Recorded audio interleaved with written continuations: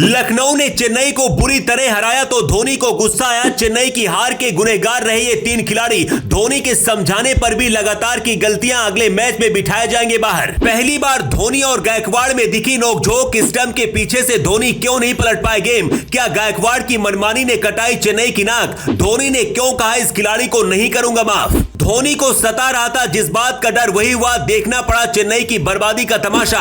जिस मैच में तय थी चेन्नई की जीत, फिर कैसे पलट गया खेल? मार्कस स्टोइनिस को क्यों आउट नहीं कर पाया कोई खिलाड़ी? चेन्नई का मैदान था, चेन्नई के शेर थे, चेन्नई ने तबाही मचाई थी। चेन्नई ने इतिहास बनाने की पूरी तैयारी की थी। चेन्नई ही मुकाबले को जीत रही थी, लेकिन आखिरी वक्त में ऐसा क्या हुआ कि चेन्नई के हाथ से जीता हुआ मैच फिसल गया। चेन्नई सुपर किंग्स के इतिहास में आज तक ऐसा कभी नहीं हुआ कि चेन्नई में जाकर चेन्नई को किसी टीम ने हराया हो, वो भी इतने बड़े अंतर से। धोनी को यकीन नहीं हो रहा था कि गायकवाड़ सिर पर हाथ रखकर बाहर जा रहे थे। केएल राहुल भी जीत पर भरोसा नहीं कर पा रहे थे कि आखिर जो मुकाबला उनकी मुट्ठी से पूरी तरह से फिसल चुका था, उस मुकाबले में कैसे लखनऊ ने करिश्मा कर दिया। चेन्नई क्यों जीता हुआ मैच हार गया और इस हार के गुनहगार कौन थे वो तीन खिलाड़ी, उनकी पूरी कहानी आपको बताते हैं। चेन्नई के चेपॉक स्टेडियम में 38,000 दर्शक चेन्नई की जीत देखने के लिए मैदान पर पहुंचे थे। जिस तरह के प्रदर्शन की सभी ने उम्मीद की थी, चेन्नई के शेरों ने वैसा ही कोहराम मचाने का काम किया।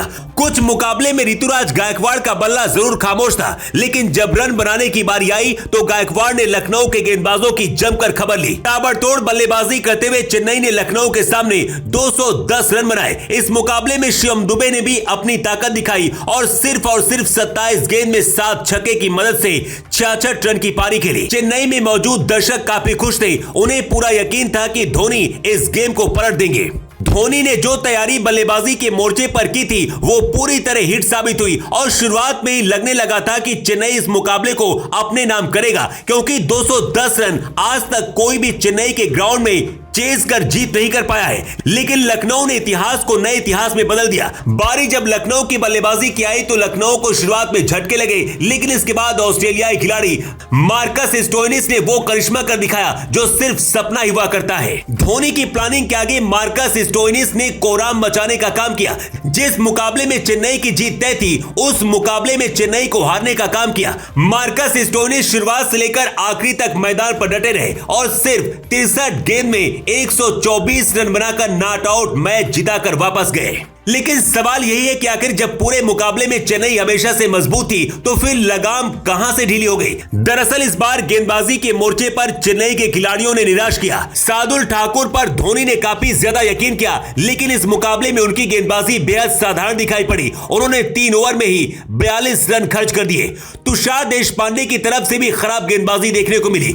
उन्होंने भी 3 ओवर में 34 रन लुटाए, जबकि मुस्तफिजुर रहमान ने 51 रन खर्च किए। यानी बल्लेबाजी के मोर्चे पर चेन्नई कमजोर नहीं थी, गेंदबाजी में चूक गई। यहां पर गायकवाड़ की कप्तानी पर भी सवाल उठे, क्योंकि ऐसा लगा मानो मार्कस स्टोइनिस के लिए उनके पास कोई प्लान ही नहीं था। दोस्तों, आपको क्या लगता है चेन्नई क्यों हार गई? कमेंट करके हमें बताएं।